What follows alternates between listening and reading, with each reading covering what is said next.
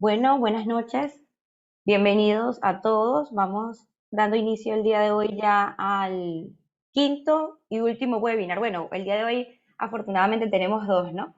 Entonces, pero estamos cerrando hoy la cuarta temporada de webinar. Primero agradecerles a todos los que nos han acompañado hasta ahora y justamente hoy terminamos esta cuarta temporada. Ya por allí próximamente le estaríamos anunciando sobre la quinta temporada y sobre qué tema vamos a abordar. Recordando que toda esta cuarta temporada ha estado enfocada en lo que ha sido el sector de inocuidad alimentaria, ¿no? Ha sido el enfoque clave de esta temporada. Algunos webinars por allí, ya hoy con el del día de hoy estaríamos por el sexto. Y bueno, sabían que por allí todos están quedando grabados y se les comparte en el canal de YouTube, canal que les vamos a estar comentando por acá por el chat, ¿no? Y bueno, vamos a estar hoy en esta primera jornada, no se vayan a desconectar, saben que va a ser continuo, o sea, finalizamos la sesión con Julio y después continuamos con el siguiente ponente. Y bueno, entonces Julio Rodríguez desde Estados Unidos nos va a estar acompañando con el tema de los programas de prerequisitos, ¿no? Bueno, recordándoles que estas rondas de webinar es organizada por Caime Consulting, que es la empresa a la cual represento, por KM Consultores, en representación de Keila Soteldo y de Miguel Ángel, y en esta oportunidad por Carlos Carrillo también, que es de la empresa de líneas, ¿no? De líderes de inocuidad en América. Entonces ya saben por allí, los van a tener disponible en todo momento por nuestro canal de YouTube. Vamos a estar allí atentos entonces cuando se les publique, ¿no? Vamos a conversar un poquito sobre nuestro expositor. Hoy en este punto de los prerequisitos nos va a estar acompañando Julio, que está en Estados Unidos, es venezolano, pues, pero está ya desde unos cuantos años, ya está más estadounidense que venezolano por allí. Julio es titulado en Ciencia de los Alimentos en la Universidad de Oregon, tiene más de 40 años de experiencia en la industria alimentaria de talla internacional, cuenta con un máster en gestión de negocios, es experto en sistemas de gestión de inocuidad avalados por GFSI y también es consultor en sistemas de calidad y de inocuidad, es a lo que se dedica Julio. Comentarles entonces que como siempre se estima un tiempo de 40 a 45 minutos lo que es su ponencia, para que podamos luego abrir un espacio para resolver las consultas, retroalimentación, porque pues también todo ello es bienvenido, ¿no? Entonces ahora sí, Julio, lo dejo contigo, adelante. Ok. Hold on, let me see. Share screen.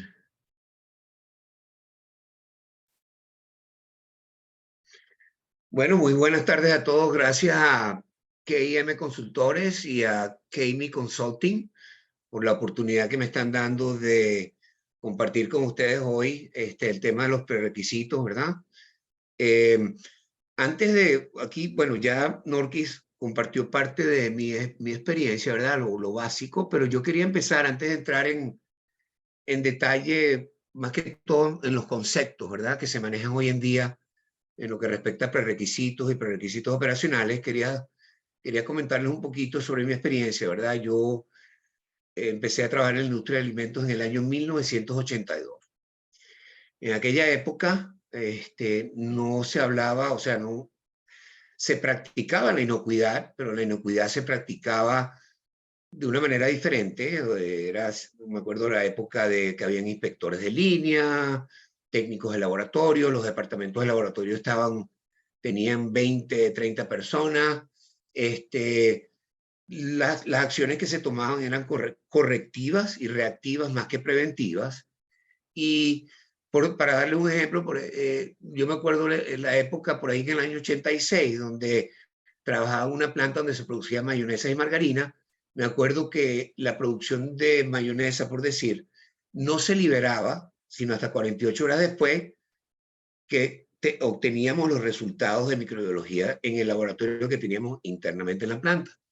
Entonces los recursos, o sea, se necesitaban demasiados recursos, se perdía tiempo, hasta que finalmente en el año 92, cuando HACCP aparece como algo extraordinario, igualmente pues se hablaban de los programas de prerequisitos, pero en esa época La cantidad de puntos críticos de control que se utilizaban era sumamente exagerado. Prácticamente, por decirle, si la temperatura y la humedad relativa de un almacén no cumplía con los parámetros que estaban establecidos, pues había que retener lo que estaba almacenado y hacer análisis físico-químicos, hacer análisis microbiológico para confirmar que esa desviación en temperatura y humedad relativa no había afectado la calidad y la inocuidad del producto. Pues una vez, me acuerdo claramente en aquella época, ¿verdad? Y todavía mucha gente lo usa para ilustrar, ¿verdad? Lo que son prerequisitos y buenas prácticas de manufactura. Y ustedes lo han visto muchas veces, es una pirámide, ¿no? Y la pirámide básicamente lo que muestra es la fundación, vamos a decir, la base, donde aparece buenas prácticas de manufactura, y todos los bloques que conforman la pirámide son los programas de prerequisitos hasta llegar al tope de la pirámide, donde aparece HACCP. Eso lo que significa es que en esa época, y hoy en día más que nunca, ¿verdad? Que han habido tantos cambios, el programa de HACCP no funciona, no es efectivo, si los programas de requisitos no están bien implementados, no están bien monitoreados, no están bien verificados, simplemente el HACCP no va a funcionar, ¿ok? Entrando ahora en el detalle del tema, ¿verdad? Vamos a hablar un poquito de los prerequisitos de nuevo. La diferencia entre lo que es el prerequisito que todos conocemos y los prerequisitos operacionales, lo cual ha creado confusión. Crea confusión porque, vuelvo y repito, lo de la parte de prerequisitos operacionales básicamente nació con ISO 22000, pero entonces ahora también tenemos FISMA, ¿cómo se llama? Safety Modernization, el acta de modernización de inocuidad, ¿ok? Que incluye lo que se llaman los programas preventivos, que son prácticamente, o sea, es el mismo lenguaje, pero escrito en otras palabras, en referencia a los programas operacionales, los prerequisitos operacionales. Vamos a hablar un poquito de la importancia que tiene para el HACCP, ¿verdad? Y en el ISO 22000, y después al final vamos a hablar del monitoreo y la validación de estos controles, ¿ok? Aquí, bueno, básicamente lo que hago es una introducción de lo que he dicho, ¿verdad? Que verdaderamente hoy en día la combinación de los prerequisitos operacionales, ¿verdad? En combinación con los puntos críticos de control, cada uno de ellos, ¿verdad? Con su medida de control, fortalecen el plan de seguridad alimentaria, lo que también se conoce como HACCP. Hoy en día se utiliza mucho, en vez de HACCP, se utiliza el término de el plan de seguridad alimentaria, ¿ok? Ha cambiado un poquito en términos de terminología, ¿verdad? Y sobre todo por la incorporación de los programas preventivos que nacieron aquí en Estados Unidos con el FDA, ¿ok? Por supuesto, y al final en este párrafo habla que es sumamente identificar los peligros potenciales, ¿verdad? Para determinar mediante la aplicación de técnicas de evaluación de riesgo, que es otro término, otra práctica que hace 30 años no existía. Hace 30 años no se pensaba, digamos, en evaluar o en identificar, ¿verdad? O analizar un peligro desde el punto de vista de riesgo, ¿ok? Eso es bien reciente, bien moderno, y de hecho es una herramienta sumamente útil para justamente identificar la significancia del peligro que se identifique, ¿ok? ¿Cómo se definen los programas de prerequisitos? Hay varias definiciones, de hecho, temprano las estaba revisando y leyendo, en la próxima lámina vamos a ver otras definiciones, pero la ISO 22000 en la versión del 2018 lo define como las actividades y condiciones de higiene básicas que son necesarias dentro de una planta procesadora de alimentos y a todo lo largo de la cadena alimentaria con el propósito de garantizar inocuidad o seguridad alimentaria. Esa definición está muy buena. Sin embargo, hay otras definiciones que desde mi punto de vista no utilizan muchas palabras, ¿verdad? pero por ejemplo, en el caso de la Agencia Canadiense de Inspección, me gusta cuando ellos dicen con procedimientos universales, porque realmente son universales, que controlan las condiciones operativas, ¿verdad? En el caso de ISO 22000, ellos utilizan, digamos, la expresión de a lo largo de la cadena alimentaria, pero le falta, tiene esa parte de condiciones operativas, porque todo ocurre en la operación de la planta alimenticia, ¿correcto? Y realmente, por mi experiencia, ¿ok?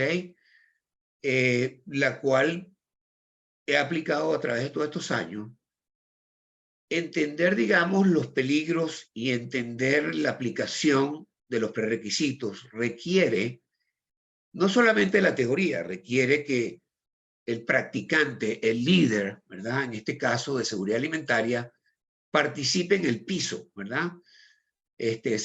Como decimos en Venezuela, se remangue las mangas de la camisa y se involucre en el proceso operativo para verdaderamente entender, ¿verdad?, qué son los prerequisitos y observar y al mismo tiempo educar, ¿verdad?, para que estos programas funcionen de la manera que están diseñados. El US National Advisory Committee del criterio de microbiológico para alimentos dice que los programas de prerequisitos son procedimientos que incluyen buenas prácticas de fabricación, que abordan condiciones operativas y proporcionan la base para el sistema de HACCP. Esa definición me gusta mucho porque en el caso 22000 no menciona HACCP por ningún lado. En el caso de la agencia esta de Canadá, tampoco. Probablemente está implícito, ¿ok? Está implícito. Pero el hecho de mencionar la importancia que tienen los prerequisitos y los prerequisitos operacionales en la efectividad del programa de HACCP, me parece que es una buena descripción decirlo en este tipo de definición, mencionar la palabra de HACCP. ¿Okay? La WHO dice que son prácticas y condiciones necesarias antes y durante la implementación de HACCP y que son esenciales para la seguridad alimentaria. Estos dos últimos conceptos o definiciones me parece que más que el palabreo de la Agencia de Inspección de Canadá y de la misma ISO 22000 están como demasiado adornados, pero los dos últimos conceptos van directo al grano. En la cláusula 821 del ISO 22000 dice que la organización debe establecer, implementar, mantener y actualizar los programas de requisitos para facilitar la prevención y o reducción de contaminantes, ¿ok? En los productos, el procesamiento del producto y el entorno de trabajo. Esa cláusula, la forma como está expuesta y está escrita, define y clarifica muy bien la importancia de los prerequisitos en la seguridad alimentaria. ¿Ok? Luego tenemos las guías estas de ISO TS 22000, que son varias, y es interesante aquí resaltar, ¿verdad?, cómo ha avanzado, digamos, la creación de documentación y de soporte técnico en las diferentes áreas de producción de alimentos. De hecho, hoy escuché un webinar bien interesante que hablaba sobre justamente la implementación de sistemas de gestión de calidad y de inocuidad en las plantas procesadoras de alimentos concentrados para perros, ¿okay? Que igualmente aplican en plantas de concentrados para otro tipo de animales.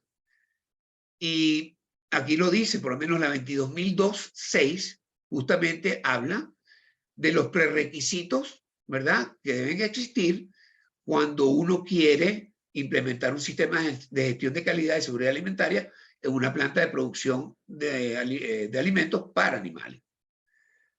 Igualmente de fábrica de envases, de transporte y almacenamiento, esta parte de catering, que por cierto aplica a la exposición que hizo nuestra colega, creo que fue la semana pasada, en la parte de la inocuidad en la industria del turismo, justamente en esa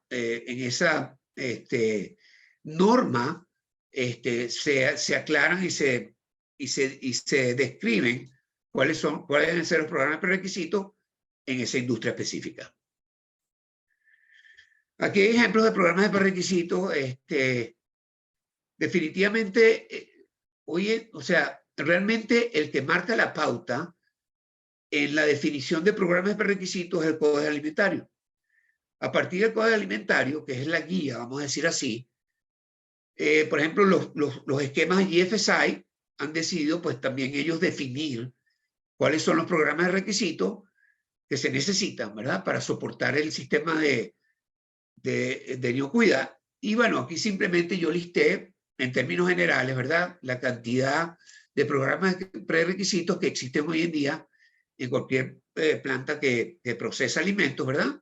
Y que todos nosotros estamos familiarizados, especialmente en este grupo, ¿verdad? Que tenemos personas muy profesionales y de mucho nivel, a nivel profesional, pues sabemos pues que estos son los programas, vamos a decir, fundamentales, ¿no? Entre ellos, por ejemplo, eh, zonificación se refiere a esta parte de zonificación, ese programa, yo me acuerdo en el año 95, ¿ok? La empresa que marcó la pauta y implementó y después todo el mundo siguió ese programa fue la empresa de Kraft. Y yo trabajaba en esa época en Valencia, en la zona, en Kraft. Ahí fue donde nació lo de la zona 1, zona 2, zona 3, zona 4, para el monitoreo ambiental, ¿verdad?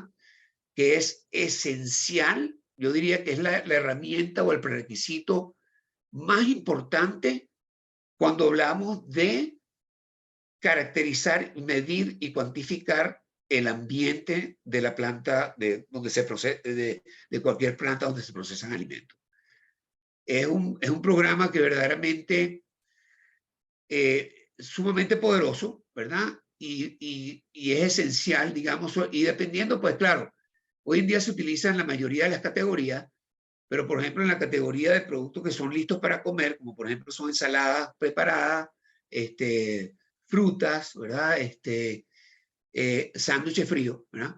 En ese tipo de operación, el monitoreo ambiental y el monitoreo de patógenos, ¿verdad? Es crítico para asegurar la inocuidad. Y pues yo tengo en realidad vivencias propias, ¿verdad? Por las cuales he pasado, donde me ha tocado, digamos, vivir la experiencia de, por ejemplo, la presencia de listeria, ¿verdad? De listeria especies, no vamos a entrar en la parte específica de listeria monocitones, bueno, en español me cuesta un poquito mencionarlo, pero bueno, me tocó vivir una experiencia bien desagradable porque era una planta donde producíamos este tipo de productos y un día nos llegó el FDA. Hoy en día el FDA envía, no solamente, de hecho, no se llaman inspectores, se llaman investigadores.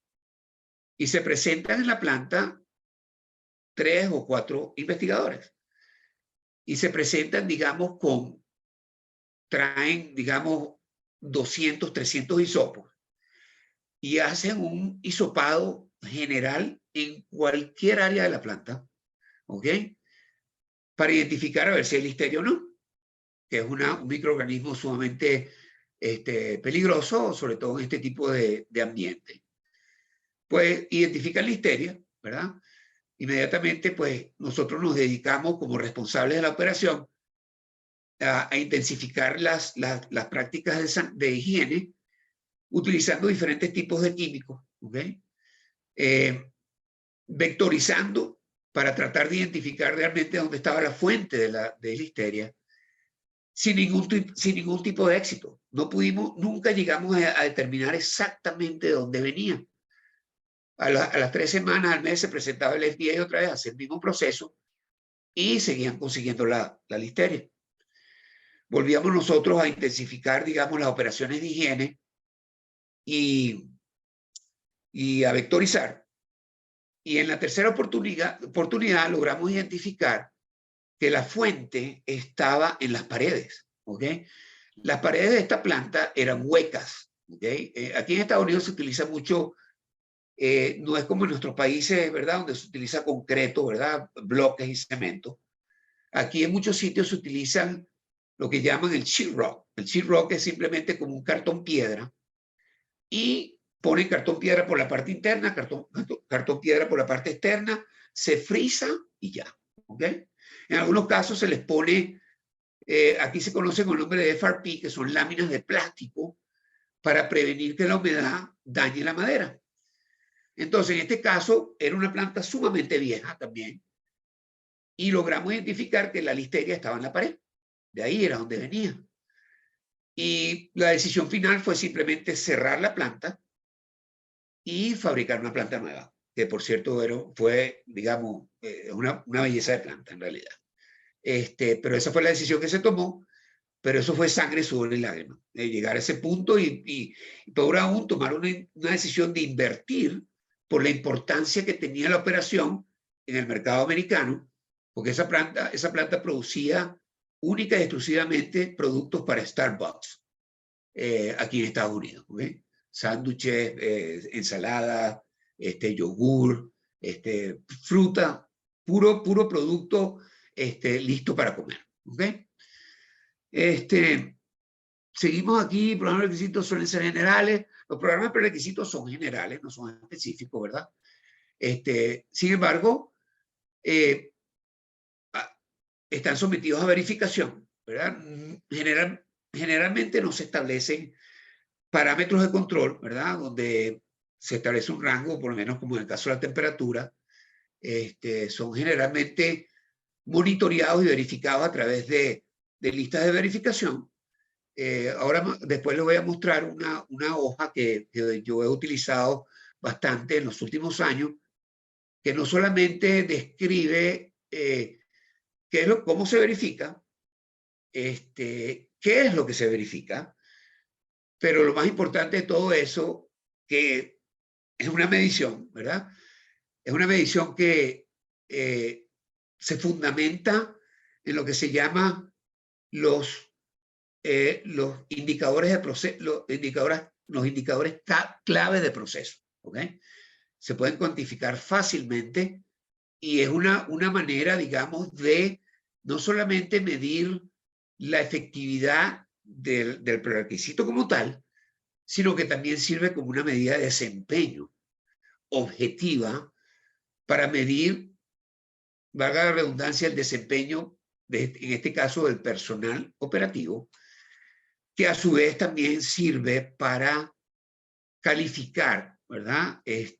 A la hora de evaluar el personal y tener, digamos, soporte objetivo y proceder, digamos, con aumentos de salario, qué sé yo. O sea, es una forma de medir desempeño 100% objetiva.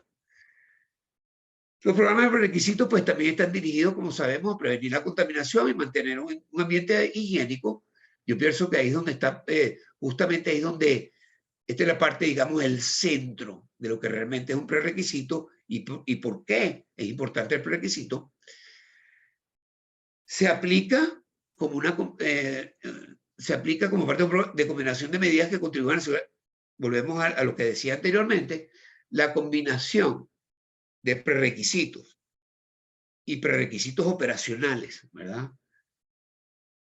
Unidos a los puntos críticos de control, básicamente lo que hacen es que fortalecen el sistema y hacen más fácil que el punto crítico de control no sufra tanto, vamos a ponerlo de esa manera, ¿ok?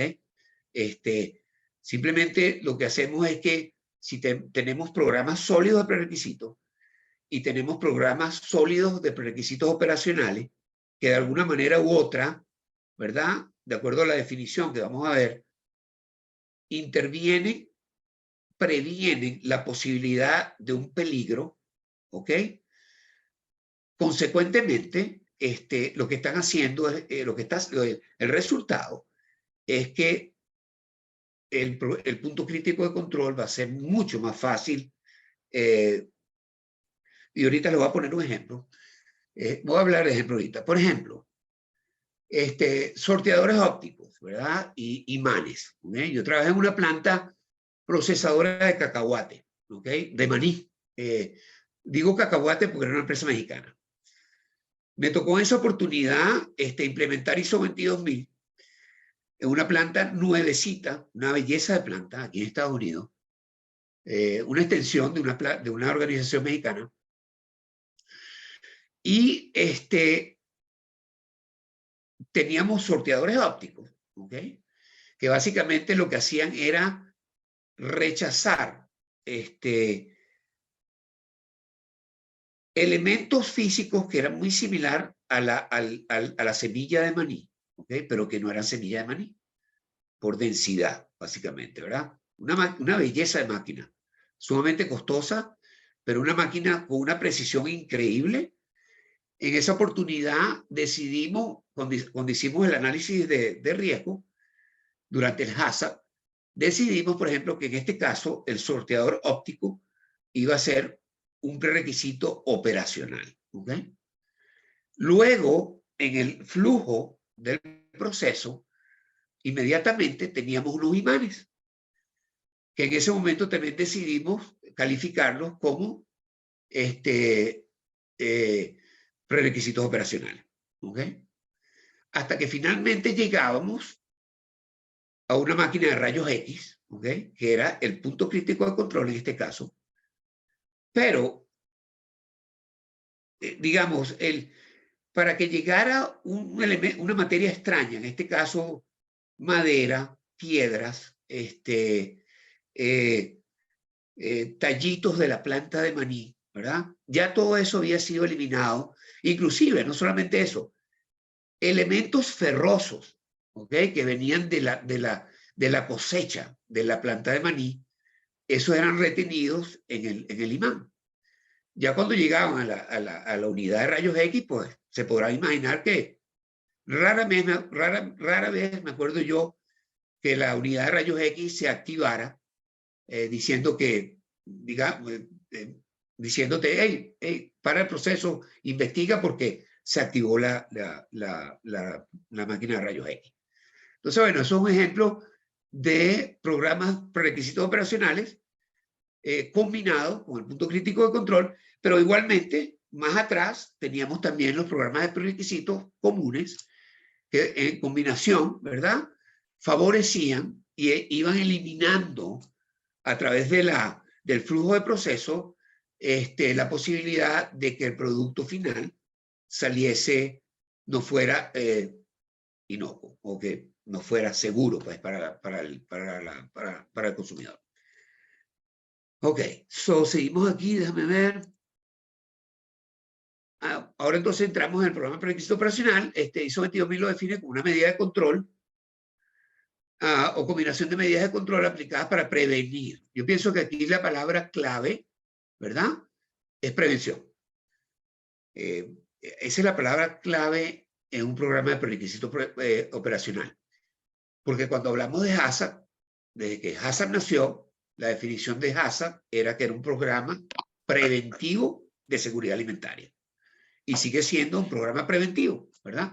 Nos permite de alguna manera prevenir que cualquier peligro, bien sea biológico, químico o físico, llegue a manos del consumidor. ¿Ok?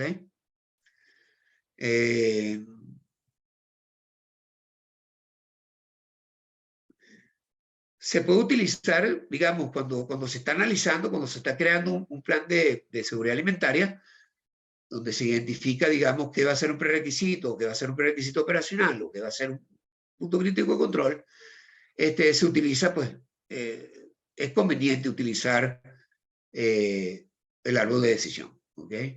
A mí en lo personal, el árbol de decisión toma tiempo y hay que entenderlo muy bien y es sumamente sistemático, ¿no? Yo me inclino más por las tablitas que han surgido recientemente de los análisis de riesgo, ¿verdad? Que la probabilidad y la severidad. Yo utilizo mucho esa tabla más que el árbol de decisión. Pero es una decisión personal mía, o sea, me parece más práctico, más rápido, más fácil de usar que el árbol de decisión. Sí, bueno, aquí hay un ejemplo ¿cómo se llama? De prerequisito operacional, ¿verdad? Control de temperatura, por ejemplo, eh, como prerequisito operacional, hablando de, por ejemplo, de procesamiento de leche, es sumamente importante el control de temperatura antes de que la leche llegue a la pasteurización. Básicamente porque si controlamos la temperatura a los niveles de refrigeración, pues estamos conteniendo, ¿verdad? La proliferación de microorganismos de manera tal de que cuando eso llegue a la pasteurización, en este caso un punto crítico de control, pues se haga que favorezca, vamos a decir así, a través ¿cómo se llama?, de tiempo y temperatura, disminuir la carga microbiana a niveles, digamos, que no afecte a la salud del consumidor. Control de vidrio y metal. Yo tengo una experiencia aquí bien chévere que las quiero compartir con ustedes. Yo trabajé en una planta de procesamiento de pastas congeladas, por ahí en 2002. Era una belleza de planta, diseñada inclusive. Yo he trabajado en 2 plantas diseñadas de ese tipo, diseñada en línea recta, ¿ok? Línea recta me refiero, se recibía la materia prima en un extremo de la planta, la materia prima entraba en el proceso, se transformaba, salía el producto terminado, directo, para un congelador. Y todo era en línea recta, no habían curvas, no habían L's, no habían U's, ¿ok? Se diseñó de esa manera, pensando, digamos, en los beneficios de la manufactura esbelta, ¿ok? Donde lo que se busca es que la producción sea altamente productiva, disminuyendo tiempo y incrementando la eficiencia operacional. Entonces me acuerdo que sobre todo con los vegetales que se usaban, venían de California y los vegetales crudos traen mucha materia extraña, mucha madera, piedra, cualquier tipo de materia extraña. Pues imagínense ustedes, y en ese momento no lo definimos en el plan de Haza como un CCP, era simplemente, lo categorizamos como un programa de prerequisitos, porque en ese entonces no existía los prerequisitos operacionales, tampoco existía FISMA, ¿ok? Entonces era un programa de prerequisitos, era una máquina de rayos X que por donde pasábamos ¿cómo se llama? Perdón, pasábamos los vegetales y ahí identificábamos, digamos, toda esta variedad de materias extrañas que usted no se imagina. O sea, era tremenda herramienta. Y por supuesto, pues la misma máquina tenía ¿cómo se llama?, un dispositivo de rechazo que rechazaba automáticamente estas materias extrañas. Entonces, altamente efectivo. Yo nunca en mis 41 años de experiencia había visto algo así. Por eso lo coloqué aquí como un ejemplo, no designado como punto crítico de control, ¿okay? Porque el punto crítico de control en este caso al final de la línea era otra unidad de rayos X, ¿ok? Y teníamos rayos X detector de metal también, ¿ok? Perdón. Ok, seguimos aquí para avanzar, son las 7:36. Ejemplos de prerequisitos operacionales, ya hablamos de los imanes, ¿verdad? Hablamos de...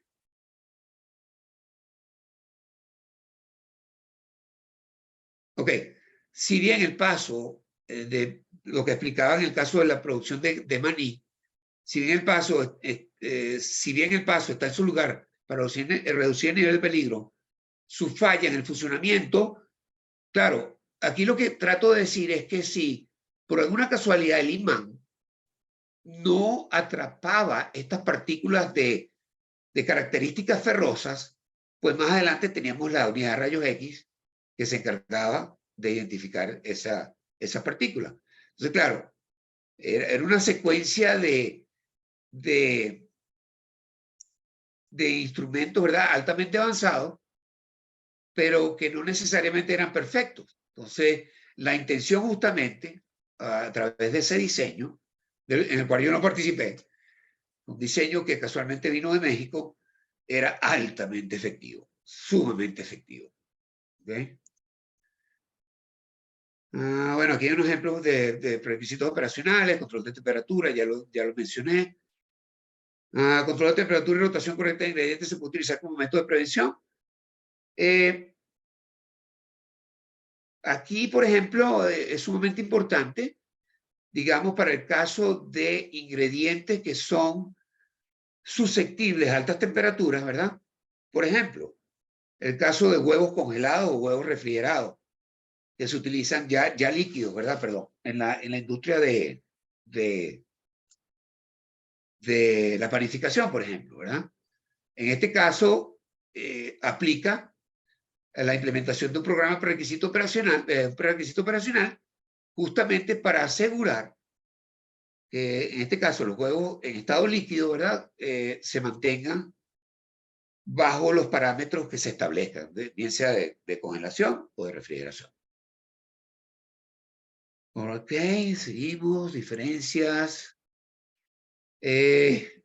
Bueno, realmente las diferencias significativas aquí no voy a hablar del punto crítico de control porque la próxima presentación de Brian va a hablar más a fondo de esto, pero realmente la principal, digamos, significancia de los programas de prerequisito, un ambiente donde se producen alimentos, es simplemente crear un entorno higiénico, ¿ok?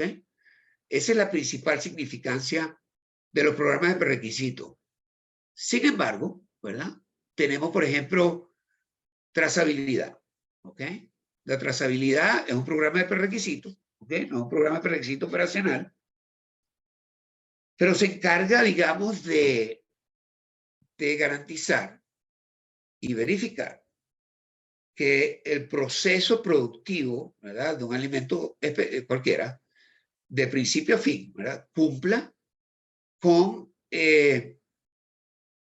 la trazabilidad, el chequeo, la cantidad de los ingredientes utilizados, los lotes que se utilizan, ¿verdad? Hasta llegar finalmente ¿cómo se llama? Al producto terminado. Les voy a poner un ejemplo aquí. Recientemente, en una panadería que estoy ahorita, donde trabajo ahorita, implementamos un sistema que se llama, es un sistema de bacheo, vamos a decir así. En inglés un batching system. Altamente tecnológico, ¿ok? Porque lo que hacemos es que cuando recibimos la materia prima, escaneamos, ¿verdad? Lo que entra. Hay una impresora que genera etiquetas, ¿verdad? También con código de barra. Y cuando utilizamos ese ingrediente específico, sea harina, sea propionato de calcio, sea leche, sea azúcar, sea sal, ¿ok? Cuando entramos en la parte de la pesada, ¿ok? Que nosotros lo llamamos microingredientes, el sistema funciona con una balanza, ¿verdad? Que tiene una pantalla. Claro, a este sistema se le alimentaron las recetas de cada fórmula de pan con los parámetros, ¿verdad? Si, por ejemplo, si hay que agregarle entre 1 y 2.5 gramos de sal, el equipo automáticamente, si pesa más de 2.5, se tranca y en la secuencia, ¿verdad? De la pesada no te deja pesar el otro ingrediente. Una de las ventajas de este sistema, ¿verdad? Es que no hay sobrepeso ni hay pesos por debajo de lo especificado. Súper poderoso, muy poderosa, aparte que también asegura que la masa se prepare de acuerdo a lo que está establecido, porque antes, básicamente por error humano, de repente pues no se le echara la levadura que se necesitaba, se le agregaba más sal. Cuando testeábamos el producto terminado, pues lo sentíamos que el pan estaba más salado, por decir. Aparte de que también en este caso con la sal, la sal afecta el proceso de fermentación. Total que bueno, este equipo es sumamente efectivo y también le anexamos un software para hacer trazabilidad. Entonces lo que ocurre es que cuando el producto llega al área de empaque, de manera de poder hacer una trazabilidad efectiva, también genera una etiqueta con la fecha de producción Y en esa fecha de producción dentro del sistema nosotros podemos trazar exactamente los ingredientes que se utilizaron, cuáles eran los números de lote y quién era el proveedor del ingrediente. So, aparte del programa prerequisito en general ser, digamos, garantizar que el entorno higiénico sea el indicado dentro del ambiente de producción de alimentos, también tenemos estos tipos de programas, como el programa de prerequisito, por lo menos en el caso de trazabilidad, que no necesariamente tiene que hacer con el ambiente higiénico, ¿ok? Aunque está implícito verdaderamente cuando estamos preparando los ingredientes, pues hay que seguir las prácticas de personal que todos conocemos, ¿verdad? Para evitar de que pueda haber la posibilidad de una contaminación cruzada. ¿Okay? En el caso de los programas prerequisitos operacionales, pues hay, digamos, por minimizar el riesgo de seguridad alimentaria. Pues aquí podemos referirnos al ejemplo que utilicé en el caso de la planta de Maní, ¿verdad? Porque realmente eso es lo que hace el programa de prerequisito operacional. Minimiza, hace más fácil la efectividad del punto crítico de control, la hace sumamente más fácil para aquel, como se define el punto crítico de control, ¿verdad? Se define como que aquella etapa, la última etapa del proceso, donde uno minimiza o elimina el peligro que pueda existir en este caso, bien sea, en este caso, pues con rayos X y detectores mentales, estamos hablando de peligro físico. ¿Okay?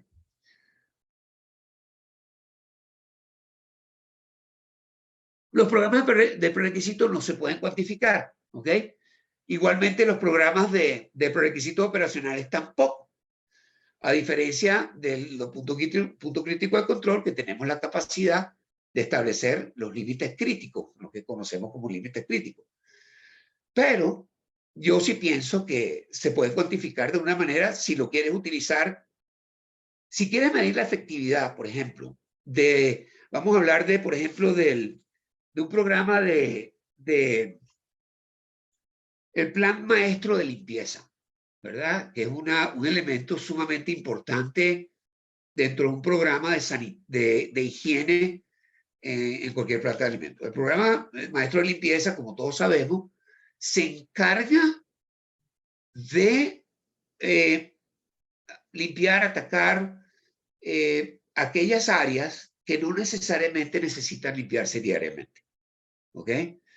Esa es la diferencia entre lo que es limpiar, o sea, vamos a hablar, por ejemplo, de una planta de carne, vamos a hablar de una planta de alimentos listos para comer. En estos casos, la limpieza de la planta diaria después de la producción no se puede evitar. ¿Okay? Hay que hacerla sí o sí. Sin embargo, por ejemplo, cuando estamos hablando de paredes, estamos hablando de tuberías que pasan por encima de la zona que está encima, digamos, encima por donde fluye el alimento, ¿verdad? Estamos hablando, por ejemplo, de pisos, estamos hablando de áreas del perímetro de la planta, ¿verdad? Estamos hablando de extintores de incendio, estamos hablando de paneles eléctricos, ¿verdad? Estamos hablando, por ejemplo, de aquellas zonas que no hacen contacto directo con el alimento. La mayoría de esas zonas entran en el plan de maestro, en el plan maestro de limpieza. Una forma que yo utilizo, ¿verdad? Y yo estoy seguro que mucha gente lo hace, para medir la efectividad del programa, yo tengo un número de X de actividades que tengo que realizar durante el mes, que se realizan semanalmente, se realizan 2 veces a la semana, se realiza una vez al mes, se realiza una vez cada trimestre, se realiza una vez semestral y una vez al año. Dependiendo de la frecuencia que se establezca, ¿verdad? Cuando se ejecuta la actividad, se documenta. Entonces yo al final del mes lo que hago es que digo, bueno, si tenía 100 actividades, ¿ok? Totales, de ese número de actividades, ¿cuántas se completaron? Entonces yo puedo decir, bueno, si se completaron 80, pues en ese mes obtuve 80%. ¿Ok? Lo que significa que siendo un programa de prerequisito, ¿ok? Sí se puede cuantificar. ¿ok? Para medir la efectividad. No hay parámetros, digamos, ni mayor ni menor, como serían los límites críticos que utilizamos para los puntos críticos de control, pero de alguna manera se puede cuantificar, ¿ok? Y es una lista de verificación. Yo lo que hago es que verifico mi hoja de Excel, pues en este caso, y a medida que la gente va ejecutando las tareas, lo voy documentando y al final del mes, pues, lo puedo cuantificar. De hecho, también es una herramienta, es un indicador de clave de proceso que yo en lo personal lo utilizo para los objetivos anuales en la política del compromiso de la alta gerencia. ¿Okay? Es un objetivo de inocuidad, ¿verdad? Donde uno puede decir, mi objetivo este año es que el plan maestro de limpieza alcance por lo menos el 85%. Entonces, bueno, es un ejemplo de cuantificación, ¿ok? De un programa de prerequisito. Monitoreo de validación, vamos a terminar aquí. Pues básicamente, monitorear es simplemente observar. No necesariamente se mide, ¿ok? Como es el caso de verificaciones, pero es más que todo observación. Les voy a poner un ejemplo. Si yo quiero monitorear y asegurarme que el programa de recibo de materias primas, ¿ok? Cuando se está recibiendo los ingredientes, materias primas, ¿verdad? Hay un programa, hay una política, un procedimiento, ¿verdad?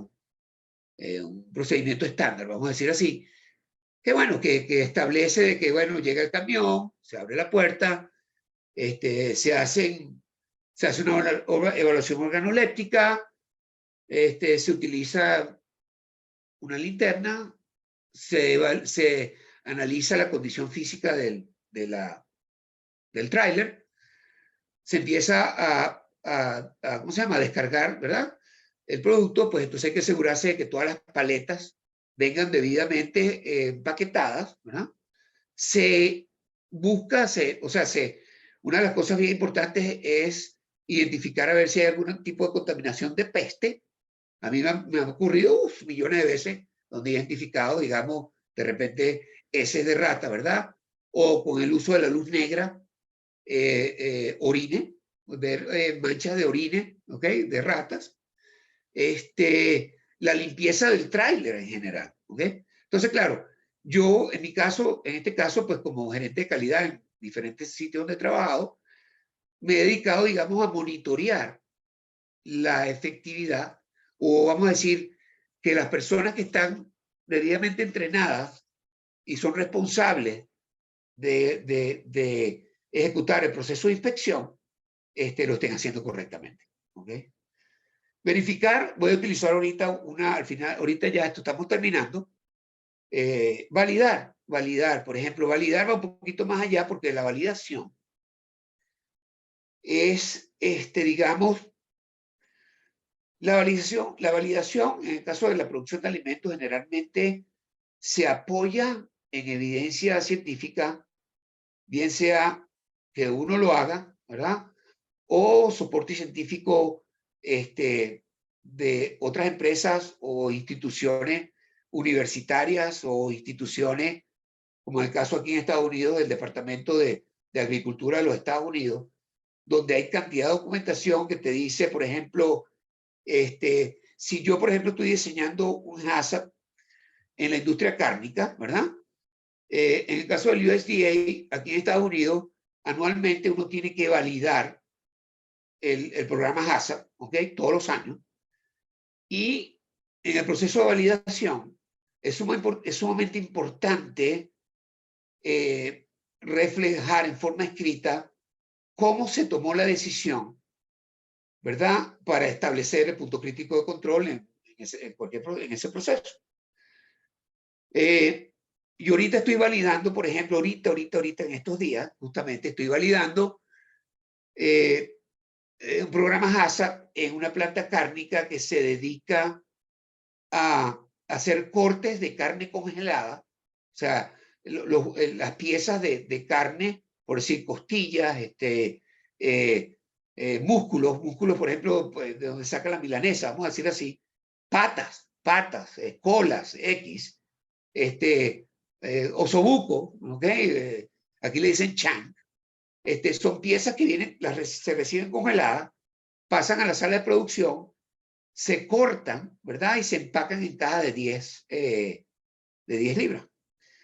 Al inicio, hace 3 años, cuando yo implementé el HACCP, para poder obtener el permiso que otorga el USDA, establecimos que el punto crítico de control, en este caso, era expresar una cosa loquísima, ¿ok? Y de hecho me lo aprobó el USDA. No tenía límites críticos, simplemente teníamos que expresar que la pieza estaba congelada como piedra. Aquí le decíamos hard frozen, HF. Si yo tocaba la pieza, ¿ok?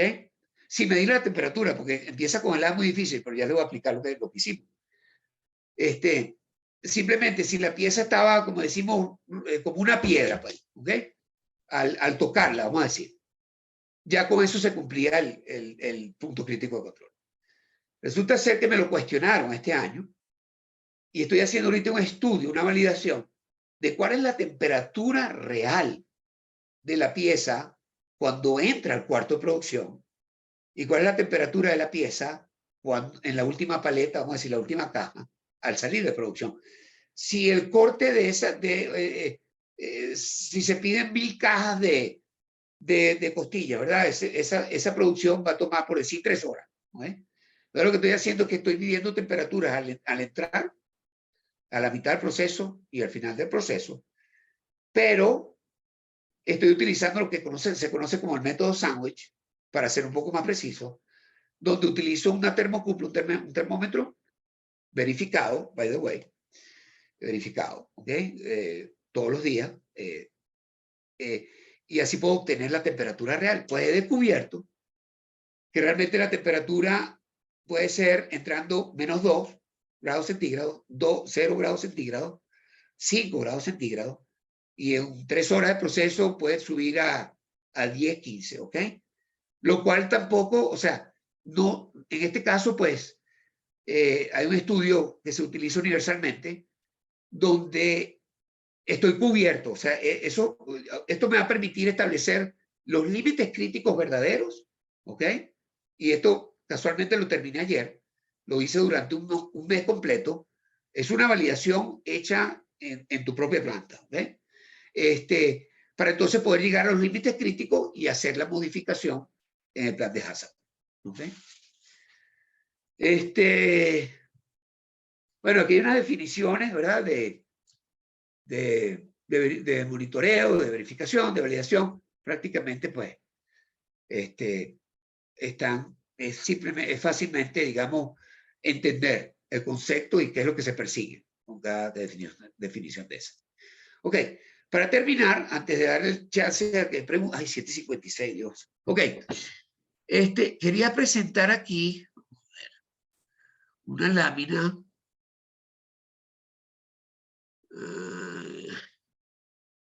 ¿Cómo me salgo de aquí? Sí, screen.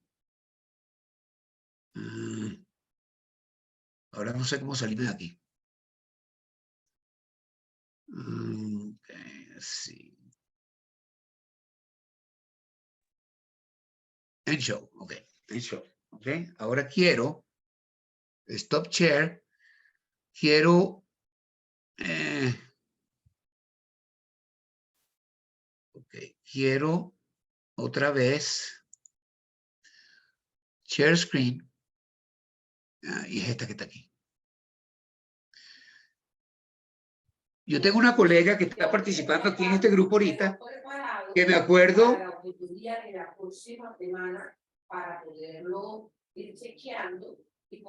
Me acuerdo, y me estoy refiriendo específicamente a Norquis.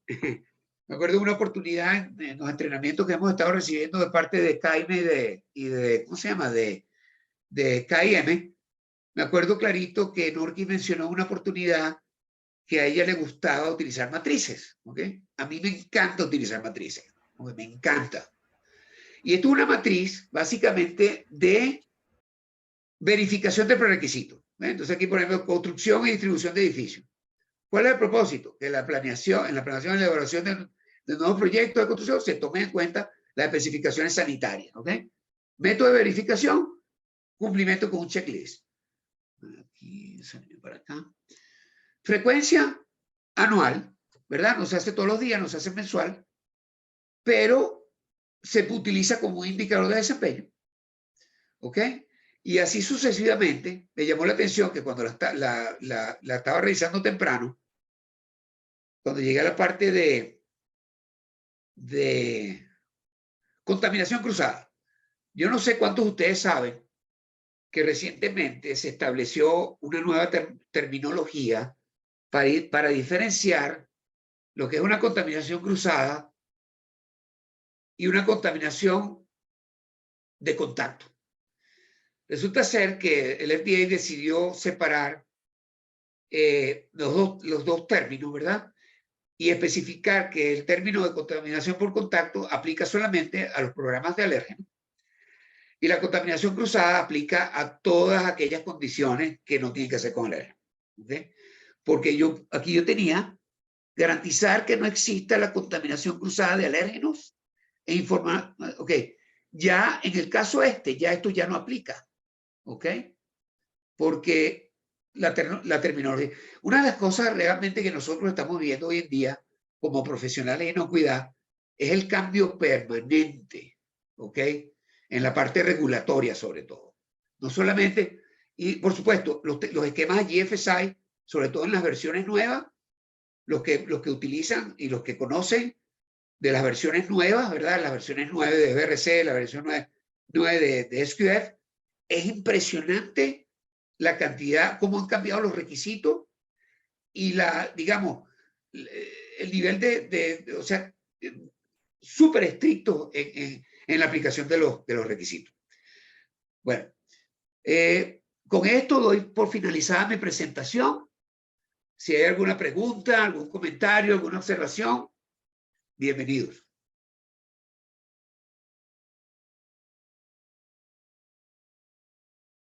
Buenísimo, Julio, muchísimas gracias. A ver, no sé si alguien por allí quiere hacernos algún comentario, alguna consulta. Puede levantar su manito, a ver. Es que ya por allí está atento Brian preparándose para su ponencia.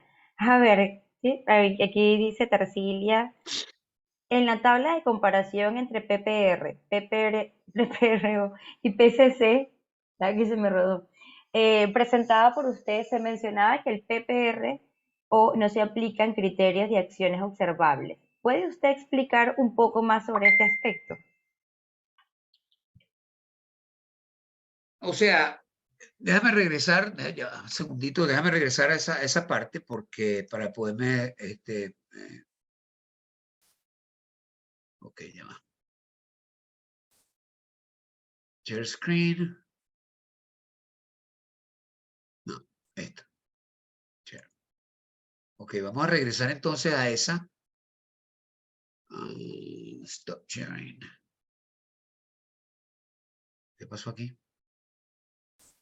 Déjame verla yo aquí, pero aquí yo mismo la puedo ver ya. En la tabla de comparación. Ok, la tabla de comparación dice, no se aplican criterios de acciones observables.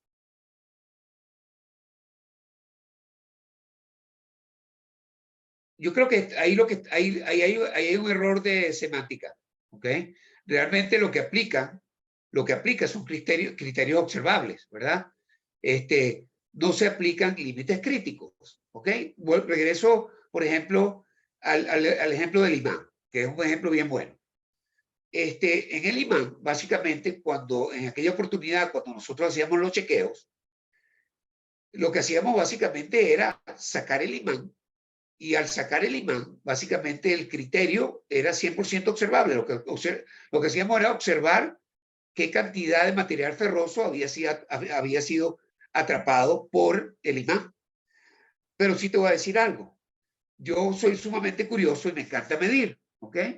Yo sí en una oportunidad le hice seguimiento. Le hacía seguimiento solamente para yo, por mi propia tranquilidad, o sea, no era una cuestión requerida dentro del programa, ¿ok? Pero yo quería saber dependiendo de la cosecha y dependiendo de dónde venía el maní, cuál maní traía más material ferroso. ¿Ok? Entonces lo medía, lo que le quitaba al imán, lo pesaba y así le iba haciendo seguimiento. Pero no es, en el caso de los prerequisitos operacionales, una de las cosas que lo distingue y se define en el concepto es que no se aplican límites críticos.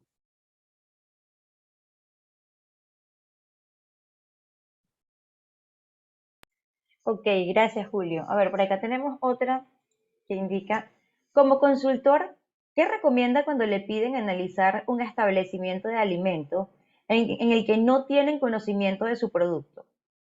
¿Qué hace para adquirir el conocimiento técnico necesario? Es decir, fuentes, para poder aplicar la metodología de prerequisitos.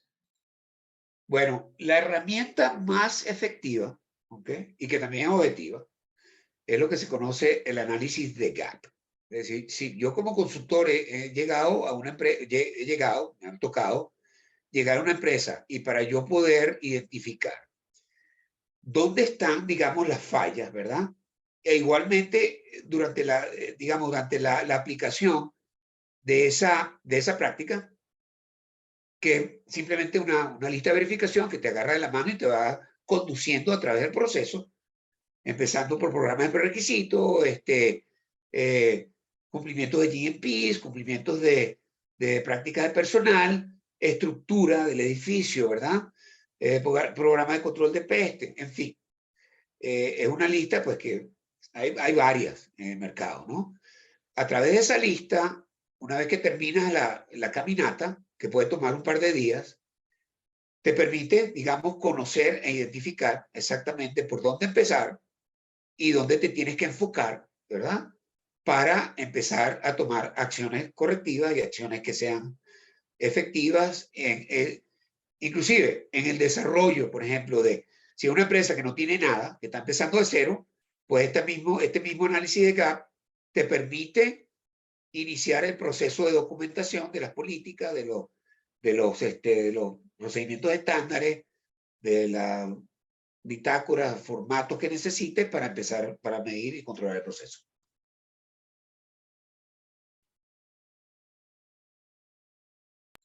Buenísimo, Julio, gracias. A ver, no sé si hay alguna consulta más para ir cerrando ya, dando por finalizada esta primera presentación. No, yo no veo más preguntas en el chat y no hay manitos levantadas. Bueno, entonces damos por finalizado este, no se vayan a desconectar, por favor. Damos por finalizado este primer webinar con, para que adivinar una rapidito, a ver. Disculpe, ¿de dónde se originó la diferencia de términos de contaminación cruzada versus de contacto? Eso se acaba de originar. Creo que no tiene más de un año. Y vino específicamente aquí en Estados Unidos de la FDA. O sea, ese es el origen, pues.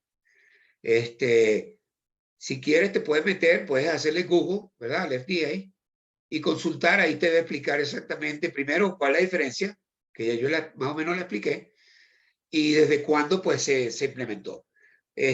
Básicamente, lo que pasa es que hay una diferencia realmente entre lo que es contaminación cruzada. La contaminación cruzada, por ejemplo, si tú tienes una persona que está manipulando alimentos, ¿verdad? Y no está usando guantes, o tiene un mandil, un delantal que está sucio, o por lo menos como me pasó ayer, que había una persona en la línea de empaque que agarró una paleta de plástico que estaba sucia, y me tocó observarla, ¿verdad? No intencionalmente, y veo que la muchacha camina con la paleta, arrastrando la paleta hasta llegar a la zona de empaque, puso la paleta, o sea, la acostó en el piso, y así sonito, ¿verdad? Sí, se llegó a la línea de empaque, en un sitio donde el pan entra en una rebanadora, ella lo que hace es empujarlo con las manos, y cuando de repente veo, la muchacha pues simplemente llegó y empezó a empujar. Inmediatamente me le acerqué, y yo en esos casos no soy muy agresivo, al menos que sea repetitivo. Al contrario, lo que hice fue educarle y explicarle el por qué estaba mal. Entonces, es un caso típico que puede ser de contaminación cruzada, donde tú estás transfiriendo bacterias a producto que ya se horneó. ¿Ok? El caso de contaminación por lo que llaman, ¿cómo se llama? cross contact, contaminación, bueno, es que en inglés es un poquito, simplemente es diferente, aplica solamente al programa de alérgenos. De hecho, porque específicamente es una contaminación por contacto, más no transferir. Bueno, sí es transferida también, ¿ok? Pero la diferencia básicamente está en que la contaminación cruzada ocurre por situaciones de higiene personal o por situaciones de productos que no quedaron limpios, ¿verdad? Después que se hizo higiene, mientras que en el caso de contaminación por contacto, aplica en este momento específicamente en los programas de alérgeno. De hecho, por aquí retroalimenta Brian, coloca en el chat que el Codex también actualizó este término. Ah, ok, En el Codex perfecto. Alimentario de la versión 2020, ya también está el término actualizado. Y ya para ir Gracias, cerrando, Brian. por ahí Carlos Carrillo nos comenta, para hacer un buen diagnóstico GAC es necesario evaluar contra los requisitos del estándar dónde estamos y cuánto nos falta por cumplir. Y bueno, Correcto. con eso entonces damos por finalizado. Muchísimas gracias, Julio. Vamos, ahorita ya les voy a presentar al siguiente ponente. Déjenme un momentito parar esta grabación.